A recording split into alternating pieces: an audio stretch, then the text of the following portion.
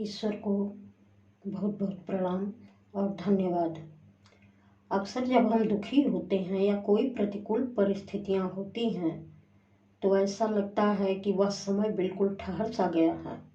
समय बीतता ही नहीं है। लोगों से बातचीत करने का मन भी नहीं होता।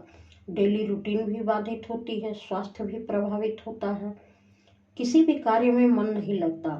सारी दिनचर्या ही अस्त व्यस्त हो जाती है।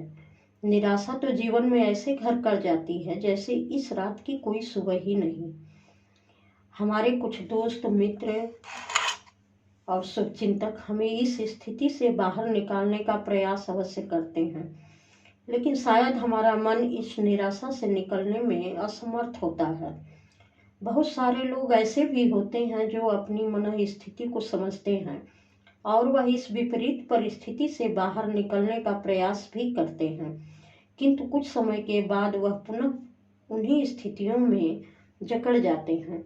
ऐसा हमारे साथ क्यों होता है कि अच्छा समय हो तो ऐसे बीतता है जैसे समय को पंख लग गए हों, और बुरा समय ऐसे ठहर जाता है जैसे एक एक पल काटना मुश्किल हो गया है।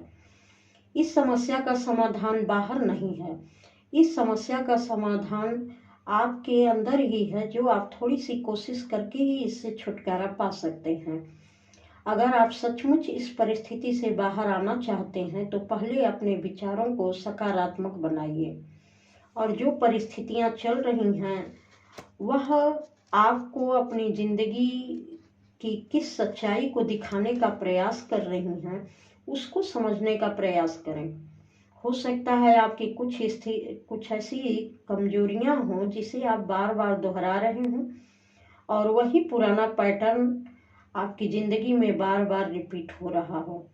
तो उस कमजोरियों और उन आदतों को ध्यान में ले आइए और उस पैटर्न को बड़े ही साहस पूर्वक छोड़ने का प्रयास कीजिए, क्योंकि जब भी प्रकृति हमें कुछ सिखाना चाहती है और किसी महत्वपूर्ण और बड़ी चीजों के लिए हमें तैयार करती है तो उसके लिए उसके सबक भी बड़े कठिन होते हैं, और बड़े बड़े बदलाव के माध्यम से प्रकृति हमें किसी बड़े काम के लिए तैयार करती है। अतः जब कभी परिस्थितियां अनुकूल नहीं हो पा रही हैं तो समझ जाइए कि आपकी जिंदगी में कुछ बड़े बदलाव होने वाले हैं, जो आप इन्हीं परिस्थितियों से सीखकर अपने जीवन को बदलने वाले हैं और जीवन में कुछ हासिल करने वाले हैं।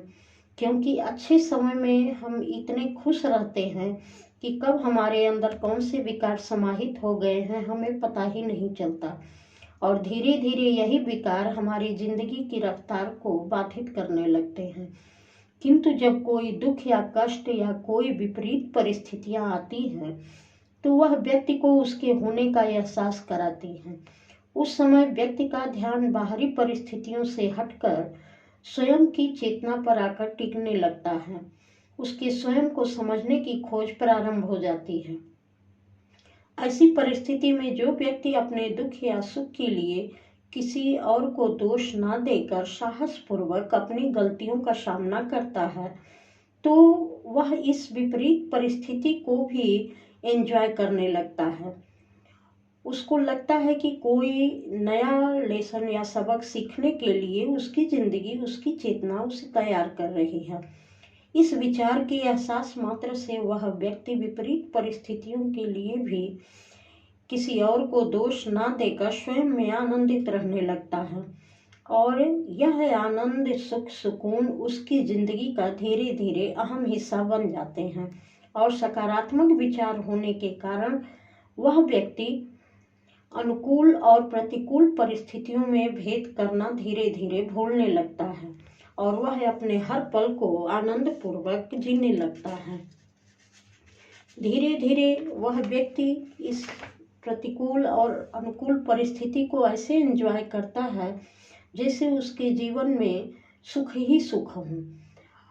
ऐसे व्यक्ति को देखकर लोग ईर्ष्या करने लगते हैं कि कैसे इसके जीवन में सुख ही सुख है, लेकिन जो सबसे बड़ा राज है वह यह व्यक्ति ही जानता है कि रात के बाद दिन और दिन के बाद रात का क्या महत्व है, और किस तरह वह अपने सकारात्मक विचार के द्वारा विपरीत परिस्थितियों को भी अपने अनुकूल बनाने में कामयाब हो पाया है। आपको यह विचार कैसा लगा कमेंट में अवश्य बताएं। हमारे साथ बने रहने के लिए आपको बहुत बहुत धन्यवाद।